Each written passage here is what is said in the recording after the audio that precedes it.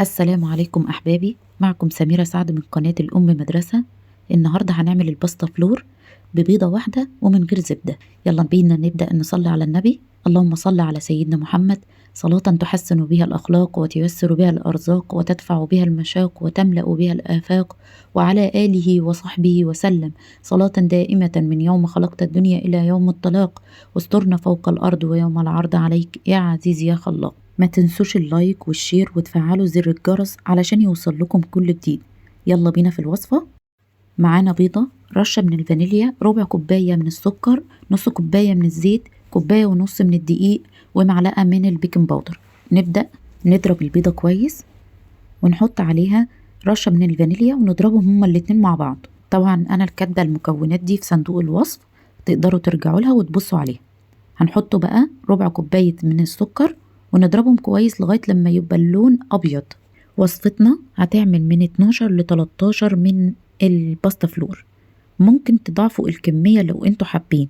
هنحط الزيت دلوقتي اللي هو نص كوباية ونضربهم كويس مع بعض. ممكن نستخدم الخلاط أو الهاند بلندر في الخطوة دي.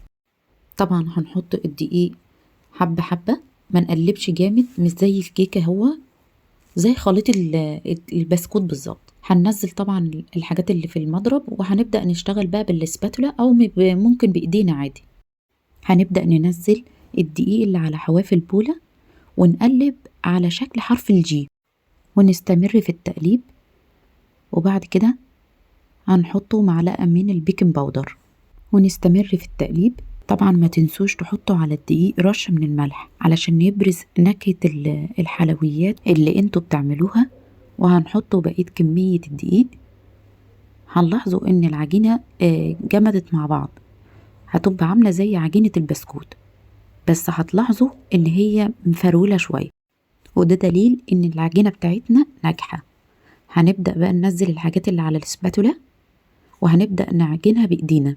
هنلاحظوا ان هي متماسكة اول ما نيجي نعملها بإيدينا. هنحطها على مفرش السيليكون ونجمعها كده مع بعض.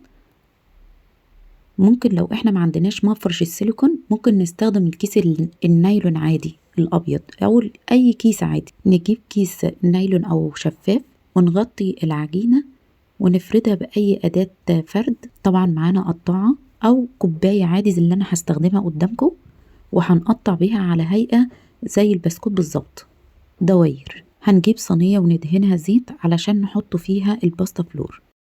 طبعا مفرش السيليكون هيساعدنا ان احنا نشيل الباستا فلور ببساطة جدا. ناخد بواقي عجينة الباستا نحطها على جنب، ونكمل نحط باقي الدواير في الصينية ونشيلها بشويش عشان ما تتقطعش. نجمع بواقي عجينة الباستا مع بعض كده ونعجنها تاني مع بعض ونغطيها تاني ونفردها، وهنقطعها تاني بالكوباية زي المرة الأولى بالظبط. طبعا هنكون مجهزين اللي هي قطعة على شكل قلوب أو على أي أشكال انتوا بتحبوها.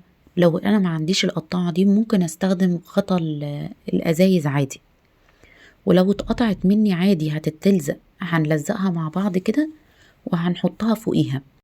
طبعا احنا بنعملها بطريقة مختلفة، لان احنا عارفين الباستا فلور بتتعمل ان احنا نفردها في الصينية يعني، والتلت بس صغير كده بنحطوه في التلاجة وبعد كده بنبشروه فوق الباستا فلور، او بنعملها على شكل شرايط.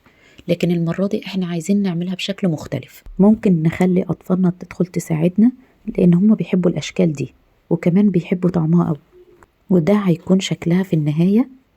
بصوا منظرها جميل ازاي. هنبدأ نجيب المربى أي نوع انتوا تفضلوه. أنا عندي مربى بالفراولة، هنبدأ نحطها جوه في الدوائر بتاعة القلوب بالمنظر اللي انتوا شايفينه ده. هنكملها كلها وبعد كده هنكون مسخنين الفرن، وبعدين هندخلها في الفرن لمدة 20 دقيقة بالظبط. لو وصلتوا لغاية هنا ما تنسوش تصلوا على النبي في الكومنتات، ده لأن الحاجة دي بتفرحني جدا، وده بيكون منظرها لما تخرج من الفرن. وانا زينتها بشوية سكر من على الجنب، وبالهنا والشفا على قلوبكم.